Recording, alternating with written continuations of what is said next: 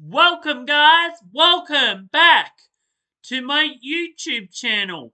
Yay! And today we are going to be reacting to three disturbing true scary stories by none other than Mr. Nightmare himself. Yay! I can't wait. Yeah. I like these ones more because they say three disturbing true horror stories. They don't tell you like, oh, disturbing haunted house or disturbing diner stories or disturbing school story. It could be anything, really. That's what I like about it. It's a bit of a surprise there. But yeah, can't wait for that. Yeah. Anyway, please subscribe, turn the notification, and click the bell beside you. Anyway, let's jump right onto it, shall we?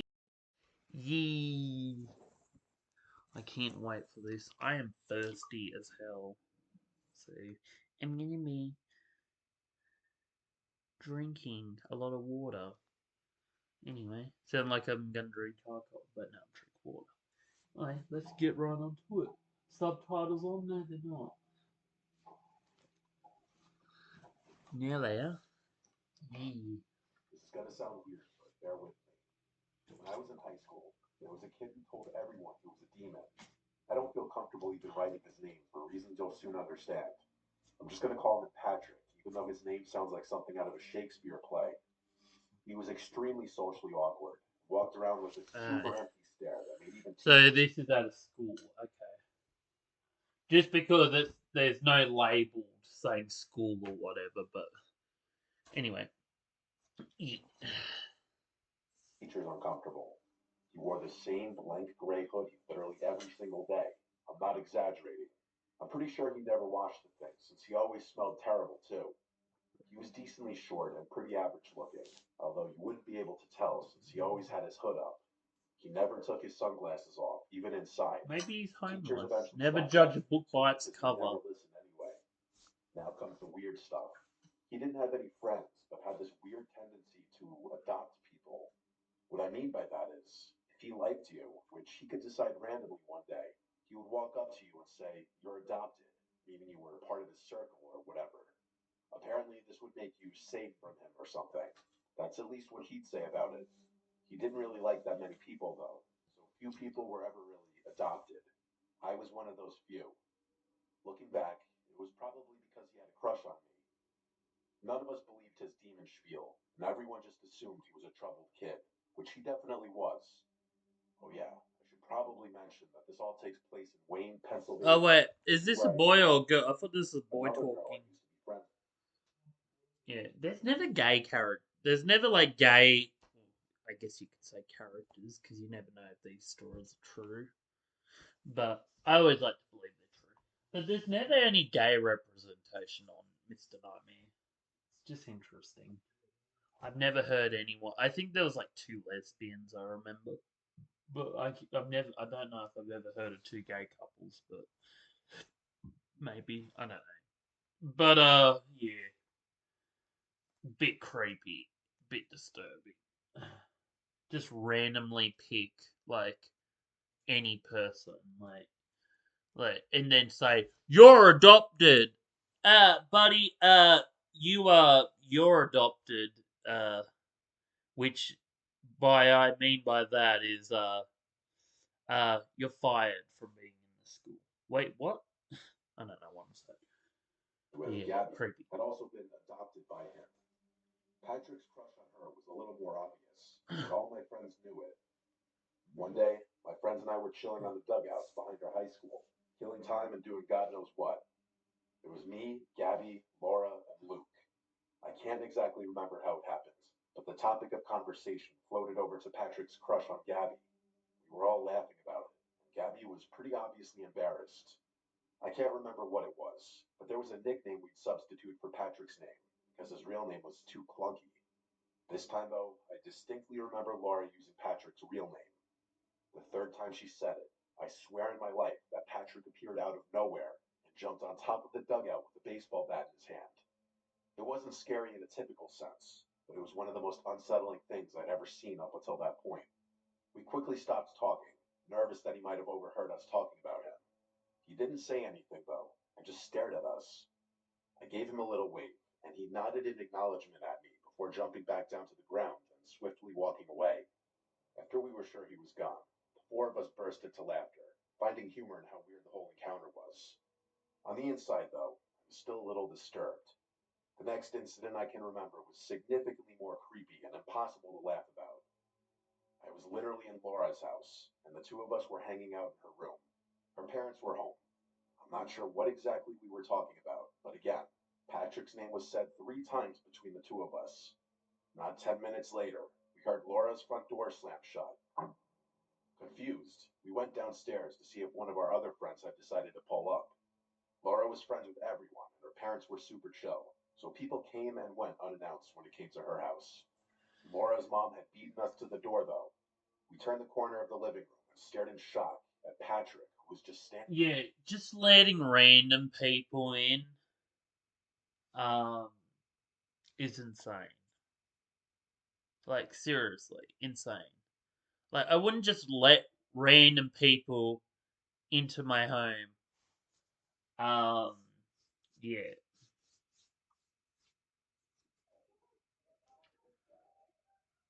Yeah, this is a problem. And I tell my carers this. If I don't know this person, they're not coming into my home. I got my bestie. You can bring her into my home. You can bring some of my other friends, like Lorraine. I've got a few friends. I'm not going to mention too many names, but I got a few friends. Lorraine, Richard, he's been to my home. I've got a few friends. I got quite a big friend group actually. But yeah, just random people to my door. Hell no. Got all of that. No. Standing there talking to Laura's mom. She asked him what he was doing there, to which he literally replied, I was summoned.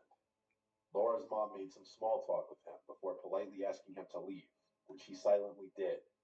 The reason why more alarm bells weren't going off was because Laura's mom actually knew Patrick and pitied him. Laura and I weren't as calm about the situation, though. As we walked back up the stairs, we talked to each other with horrified faces about how creepy that was. A few minutes later, we made the connection between the two events. He seemed to pop up when his name was uttered 3 times. I know how ridiculous this sounds, but we had both witnessed 2 unexplainable events and knew Patrick's history of claiming to be a demon. How else could someone else rationalize what had taken place? We told all of our friends about the incident the next day, and our friend group swore to never say his name 3 times in one conversation again. Things were going well for a few months. I started to think that maybe I had overreacted. That is, until one day, when my same group of friends were hanging out at my other friend Johnny's house. Let me guess, you mentioned his We name were three chilling on his times. back deck, when the topic of conversation again found itself concerning Patrick. Yeah, let me guess, you said it 3 times. Despite all of our efforts to convince him, Johnny refused to believe what we told him about Patrick. Even after confirming the story with the entire group, he was still skeptical. To display his disbelief, he jokingly used Patrick's name 3 times in the same sentence, to our dismay. When nothing happened, he grinned and told us we were stupid to believe something so ridiculous. As annoyed as I was, part of me was relieved that he hadn't shown up. I spoke too soon, though, because a few minutes later, Patrick jumped over Johnny's backyard fence. Johnny noticed him first and stopped speaking mid sentence. The rest of us followed suit, went dead silent, nervous about what Yeah, Patrick maybe might do not this say time. it 3 times. We watched as he stared at us for a few seconds before jumping back over the fence and disappearing out of sight. Johnny started freaking out and accused us of conspiring with Patrick to scare him. We told him that we literally begged him not to say anything. We sat in silence for a while before Johnny eventually told us all to go home, clearly shaken from the experience. The last experience I had concerning Patrick was definitely the scariest and most disturbing. Yeah, I'm not gonna say that name 3 times because I'm freaked out. This story is freaking the fuck out of me. It's like saying Bloody Mary 3 times. Oh, imagine that's how to summon her. You say her name 3 times, but in a sentence. Oh, fuck that. I'm not doing that shit. I'd rather die than do that shit. The only one where I felt like my Yeah, life because might I'm have not actually been in stupid. danger. A few months after the incident at Woo! Johnny's house, I was home alone one night. My parents rarely left the house back then, so this was a rare occurrence. I decided to take advantage of the situation and invited a boy over whom I'd been talking to. He was kind of a tool, but so were most of the guys I was talking to at that age. We were hanging out in my room. It was lightly raining outside. After a while, he mentioned something about Patrick, which made me visibly cringe. He got confused, so I explained the situation to him. He burst out laughing and told me he was going to say Patrick's name to scare me. I begged him not to, but he did it anyway. Only this time, he didn't just say it. He literally screamed Patrick's name 3 times at the top of his lungs. There was no delay this time. The moment he finished yelling, I could hear the rain instantly pick up outside. A few seconds later, there was a flash of lightning. I started to freak out.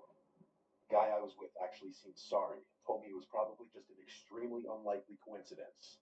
I cursed him out and ran to my window to look at the storm. I glanced down to look at my driveway and screamed when I saw a silhouette of a person looking up at my window. It was too dark and stormy to know for sure, but I was 99% certain that it was Patrick. I shut the blinds and rushed downstairs to make sure all the doors were locked. After locking the back door, I saw that person again. Only this time, he was standing motionlessly in my front yard. I felt a panic attack coming on, and I knew Patrick was going to find a way inside my house. I started screaming, "But I'm adopted," over and over again, hoping that would do something. I know there was no way he'd have been able to hear me, but my brain was all over the place at that point. The guy I was with ran down the stairs a few seconds later, picked me up off the kitchen floor in an attempt to comfort me. I looked out the window again. He was gone. The storm was still coming down like crazy, though. But it's not like I was going to search the property anyway. The next morning, after that guy had left, I went out to inspect my yard. To my horror, I found something sinister in the far corner of my backyard. Fuck that. It was Patrick's hoodie. Wrapped inside of it were a couple random belongings of mine that I assumed I lost. My parents were gone another day, and I was too scared to call the police. I figured I'd show my parents what I had found after school the next day, and they'd take it from there. I never had to, though. The next day, Patrick didn't show up to school. He didn't show up the day after that either. None of us ever saw him again. No one knew what happened to him. My parents still live in the same house, which is something I think about a lot. I know this isn't your typical scary story, but I'm not sure where else to vent about this. A few people from school told me they caught Patrick hiding and eavesdropping on their conversations, which could explain how he was able to show up out of nowhere. As I've grown older and thought back on the whole thing, I think what makes the most sense is Patrick was just a mentally ill stalker who followed me and possibly other girls around, hence why he was always able to appear when his name was brought up.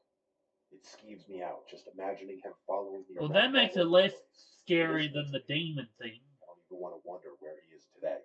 No, I'm not saying his name, though. I'm not saying that name. Fuck that. Fuck that.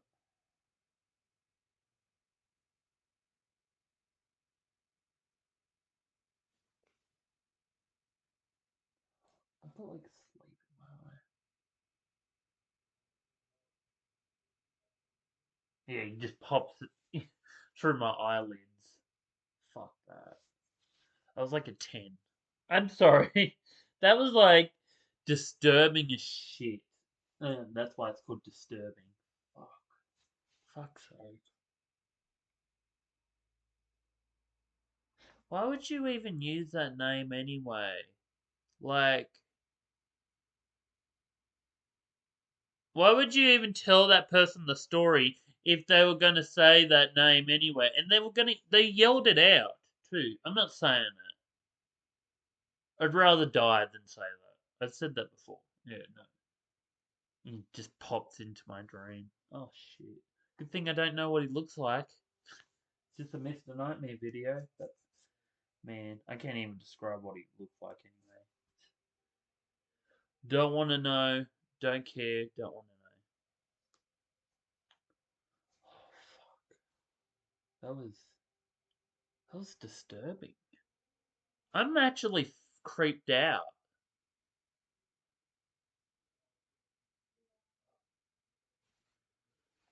Ooh.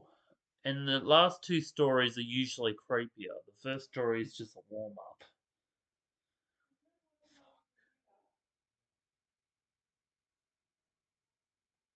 You can hear my carers, my carer, and my housemate making lots of noise. It's like saying the BM. You know what I'm talking about. If you understand abbreviations. I'm not saying her name. Fuck that. Shit.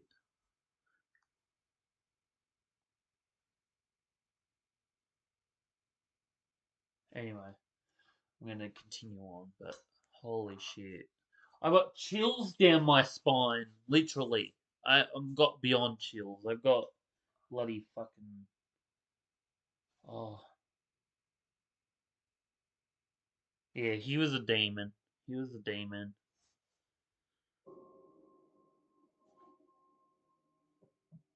I didn't even want to see like a shadow. I freaked out that a shadow's gonna pop in my door. I'm Like, from Denver. This happened a few years ago. My friend Mike and I were heading to a dinner party one snowy Saturday evening. We decided to stop at a liquor store before heading to the party. It was honestly a pretty annoying detour with the snow coming down, but we didn't want to show up completely empty handed. We picked out some local craft beers and a bottle of whiskey and made our way back to the car. I remember the snow started to pick up around then. It was nothing we weren't used to. He ran back into the liquor store to grab a pack of gin. oh, I was just gonna say one other thing. Sorry, unrelated to this story. What if like Mr. Nightmare was reading that thing and then he popped out into Mr. Nightmare's home? Oh hell no. Nah, at least Mr. Nightmare doesn't know what he looks like. For being annoyed about Sorry. that because I was the one driving and didn't have the best car for the snow at the time. After a few minutes, he emerged from the liquor store and hopped in the car. I immediately pulled out of the parking lot and we were back on our way.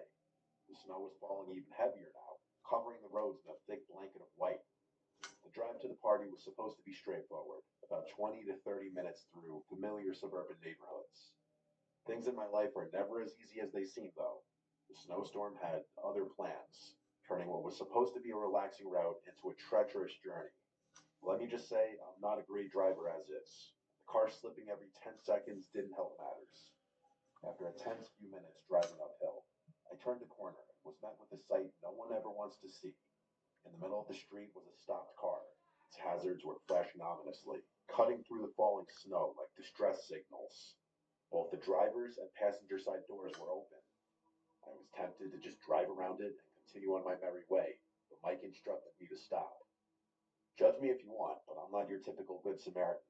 I've been through way too much BS in my life that has ultimately resulted in a distrust in strangers I typically default to. I told him we were late, but he urged me to stop with a concerned voice. Mike had gotten me into trouble before with his childlike curiosity, but this was different. Someone could be in trouble. Nah, Reluctantly, I I'm stopped all the good. car, and the Just two of call us the sat in police. emotionless silence It's for not a my few job. seconds. I ain't Mike get asked paid if we to should do it. check it out, which No. I told him was what we were doing. He rolled his eyes and told me watching the car from through the windshield wasn't going to accomplish anything. He was kind of right. I really didn't want to get out of the car, though. Nervous about the situation, I asked him if he'd just wait a few more minutes, which he reluctantly agreed to. We sat there, watching the eerie blinking of the hazards against what was otherwise a beautiful snowy backdrop. Nothing happened, which I was kind of surprised by. Eventually, Mike said he had had enough and was going to investigate. Before I could stop him, he stepped out of the car and watched me. What is it with people and investigating shit? Stop. This is a white person saying this shit.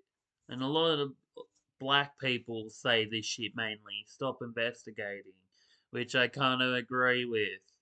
That sounded racist as shit, what I just said. But you know what I'm talking about. Like, seriously. Seriously. Like, why would you go? Like, I'd call the police to say that there's an abandoned car on the road. Can you, go and investigate it? Go check it out? Could have swore I heard a fucking scream. If it's captured in this video, I'm fucking deleting YouTube. But yeah, hell no. Like, I swear, I hear screams outside.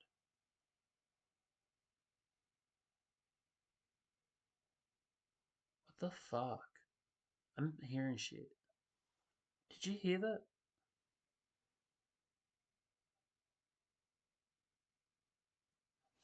I'm trying to watch a Mr. Nightmare video, and that's not helping. But yeah, like I was saying, like I wouldn't go in and like I wouldn't go and investigate by myself. I'd get some professional person, like the police or something, or investigators, or authorities. I would not be going in alone, or by someone else, or by myself. No, hell no.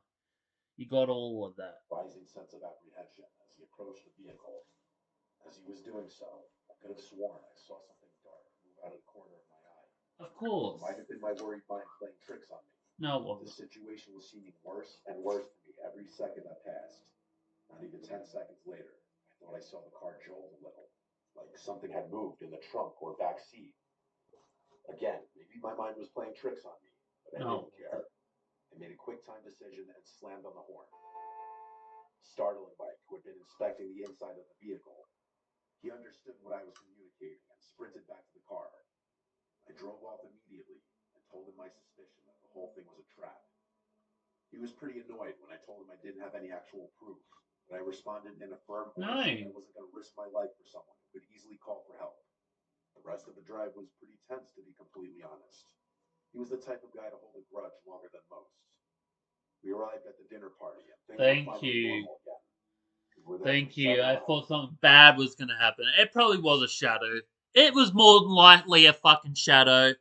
100%. 100%. No questions asked. It was a shadow. It wasn't something that you imagined in the corner of your eye. It was a shadow, and it was a demon. Was it with me and demons? No, it was probably some creepy guy. Mike and I had all but forgotten what happened earlier. After a nice dinner and an enjoyable time catching up with old friends, our host turned on the TV to give some departing guests an update on the snowstorm.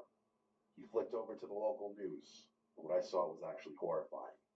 The police were issuing reports of a stolen vehicle that had been jacked not even 2 hours earlier. They were circulating a spoken account from the victim, which went something like this. A woman was driving her teenage son home from a friend's house when she noticed a car in the middle of the road, hazards on and doors open. The two approached the car to see if someone was in distress, and as they did, two men sprung out from behind a snowbank and another emerged from the trunk of the vehicle. They held the woman at gunpoint and forced her to turn over her keys. They promptly sped off with the stolen car, along with the one that had been used in the trap. I stared at Mike with a look of pure fear. That could have been us. The two of us told the rest of the party what happened earlier, and that quickly put a damper on the general atmosphere, but people were eating the story up. The worst thing about this experience is that I'm even more distrusting of strangers than I previously was. I often think about how many people I would have otherwise helped out in a time of need had I not experienced such a meticulous trap.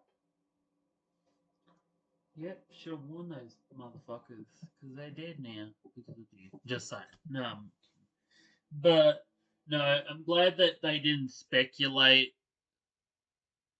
that. I'm still freaked about the shadows, so I what the fuck? Did I? Oh, for God's sakes! Hold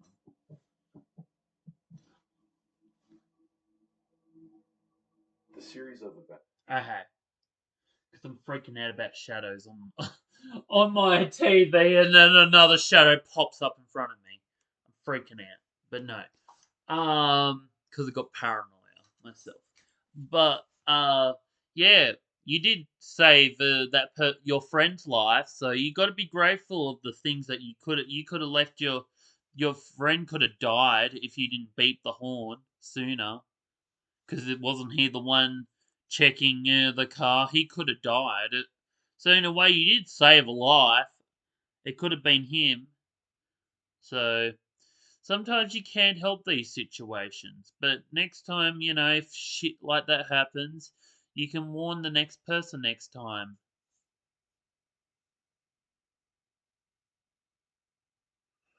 But yeah, that was scary. Probably like an 8.5. I'll give it an 8.5. It wasn't as scary as that first one. That first one was like a 10. It's like I still can't get over that first story. Like,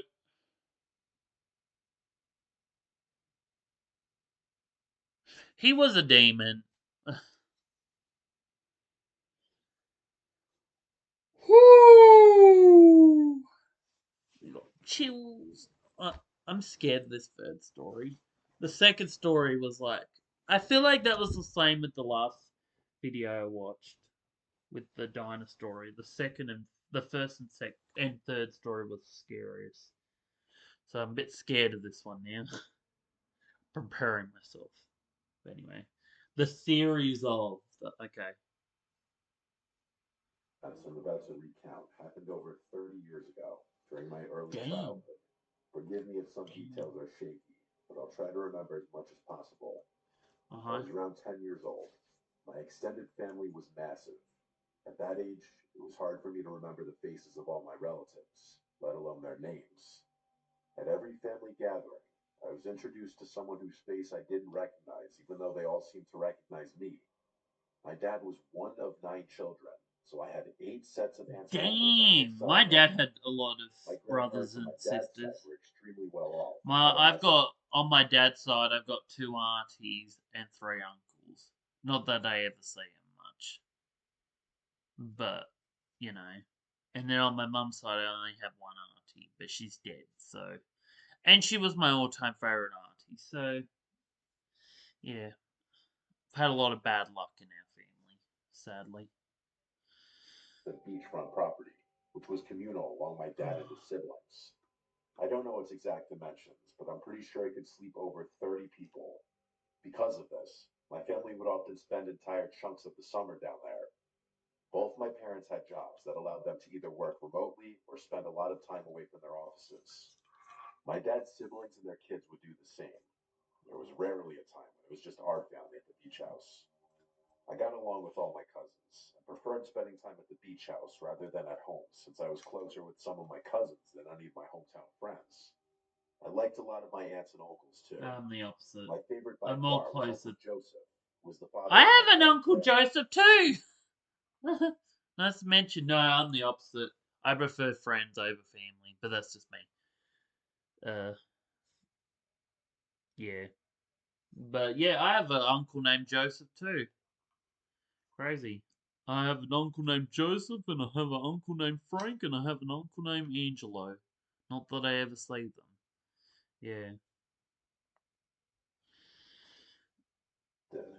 Brandon was honestly kind of No, I don't antisocial. have a We didn't cousin really named play that Brendan. much together. Uncle Joseph was awesome though, and he'd never failed to brighten my mood or make me laugh. In addition to being great with kids, he was a licensed therapist and psychiatrist, and was often who I turned to in times of need. Yeah, that There's a helps. decent chance he knew more about me than my parents did. Psychiatrists are such I nice confided in people. him regularly. There was And nothing I was uncomfortable psychologists. divulging. Anyway, that summer, I began having tremendously graphic and disturbing nightmares. As far as I can recall, there weren't any common themes between them. They'd all just be about something psychologically taxing, like a family member dying or being alone forever, or Yeah, something that along those sucks. lines. I wish I could provide more details, but I've long since purged my mind of those horrors. I do remember one dream distinctly, though. It was one of those false awakening dreams. I woke up and went downstairs to meet my parents for breakfast, like I do on a typical morning. When I got downstairs, though, they weren't in the kitchen, and there was no food on the dining room table. I ran back upstairs, barged into my parents' and then siblings' rooms, but no one was there. The rest of the dream was basically me crying on my bedroom floor, wondering why everyone had abandoned me.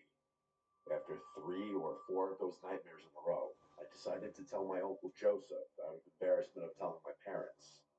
He listened with a concerned look on his face as I described the kinds of things I was experiencing, and he even started writing things down in his little notebook.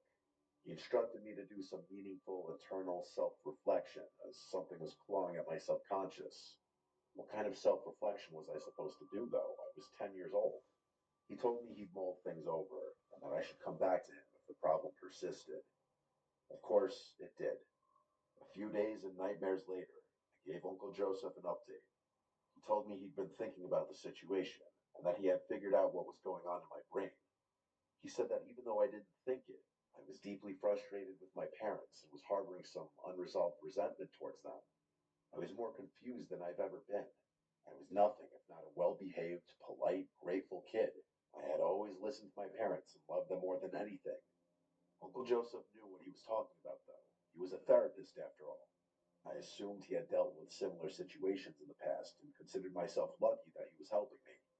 I asked him how I should proceed with everything and told him this newfound knowledge kind of scared me. He told me it was perfectly normal that I was scared, I'm very that most of confused. So, um, your uncle's saying that you have some resentment towards your family, but yet you're a well behaved and polite person who gets along with your parents. So I'm not understanding that psychological um, way of internalizing whatever's going on in your life. And I have no idea what he's talking about. I'm gonna go back. more than Sorry. anything. Uncle Joseph knew what he was talking about, though. Yeah. He was a therapist, after all. I assumed he had dealt with similar situations in the past and considered myself lucky that he was helping me. I asked him how I should proceed with everything and told him this newfound knowledge kind of scared me. He told me it was perfectly normal that I was scared and that most of his adult patients react in the same way.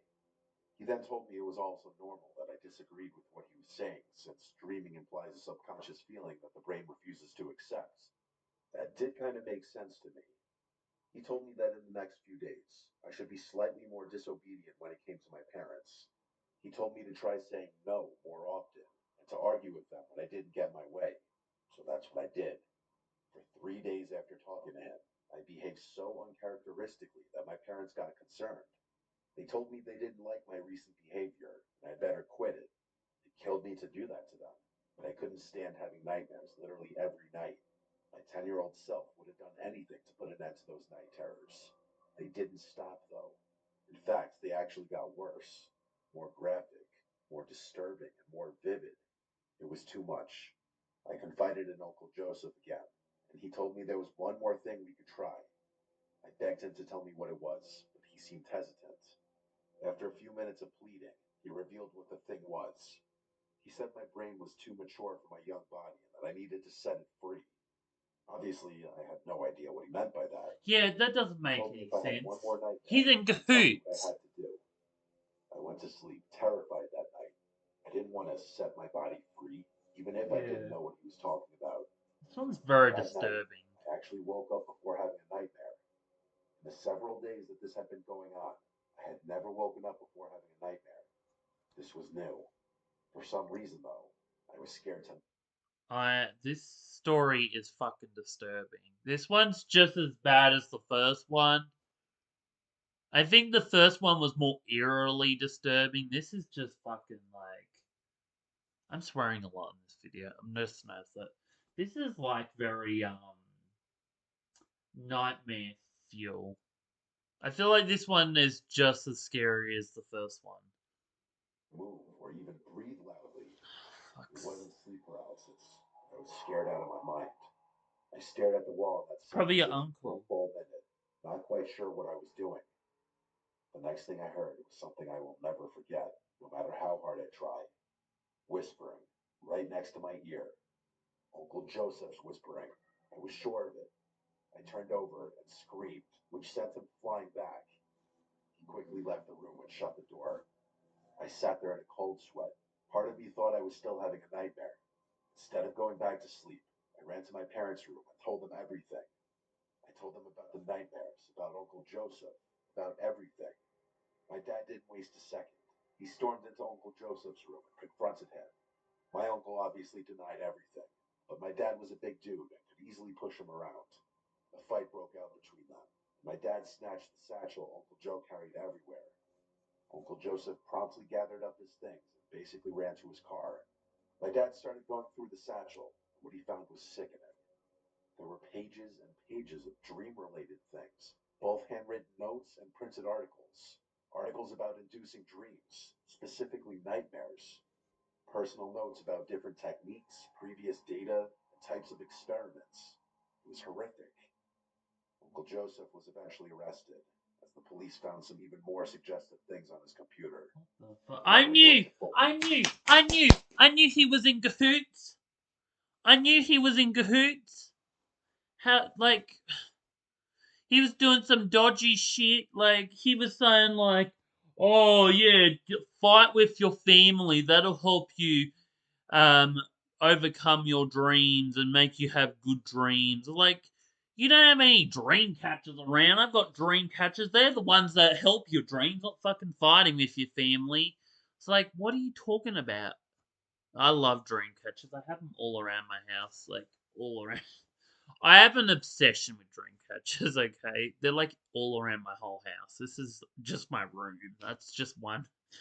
I've got like 50 dream catchers in my house, but that's the reason why I don't dream very much. I actually don't dream very much because I used to get nightmares majority of the time, and I'll probably tonight because I'm now thinking about it. I hope I won't, but I probably will. But yeah, no, no. I'm not having that shit. Not today. No. Of course he was in cahoots. I knew it. I knew he was. I knew he was troublemaker. Can't trust family. I'm just kidding. Just breaking your leg. You can't trust family. It's just my family. They don't talk much, but such is life. But yeah, I knew the uncle was on some dodgy stuff. Anyway, let's go back. Notes and printed articles. Articles about inducing dreams, specifically nightmares. Personal notes about different techniques, previous data, and types of experiments. It was horrific. Uncle Joseph was eventually arrested, as the police found some even more suggestive things on his computer. I'm not going to go into full detail, but I'm sure you can piece together what they found based on Uncle Joseph wanting to set my body free. I never saw him again. I don't know what happened to him long term, since my parents never liked talking about the situation, at least around me. Sometimes I kick myself for being so naive about the whole thing, but there's nothing I can do about that now. Yeah, no. No, and this is why I have trust issues. Because you never know who to trust. That was like a 9.5, 10. That was like, I'll give that one a 9.5. I'll give the other one a 9.5 because it wasn't 100% a 10, but it was very disturbing. They're both disturbing. I think that one was more disturbing, but the other one was just creepy. Anyway, yeah, no, not going through that shit again. No uncle going in my dream. Yeah. So that was my reaction to 3 disturbing true horror stories. Damn, they were very disturbing. Yeah, I'm probably gonna have nightmares. I have a lot of dream catchers in my room. Probably noticed. I've got lots and lots of dream catchers. So, yeah, hopefully they can save me from not having bad nightmares. Because no uncle's gonna tell me. Now get out of here. Oh yeah, being horrible to your family. That'll make you not have a dream. It's like, get out of here. No, that's not how that works. But yeah. Anyway, such is life. Yeah. And that first story with the demon boy, he just like you say his name and he just automatically comes down. You just like say his name 3 times in a sentence. It's like saying the other woman, the other person, whatever her. Yeah, I'm not saying her name. I've said it like once. I'm not saying it 3 times. But yeah, no, no, no, no, not doing that. No, they were disturbing. Wow, I got chills. Like I'm in scare. The second story was scary, but I wouldn't say it was that scary. Um, damn. But yeah, such is life. Anyway, please subscribe, turn the notification, and keep the bell beside you. I love you guys so much. Mwah. Thanks for watching. Bye!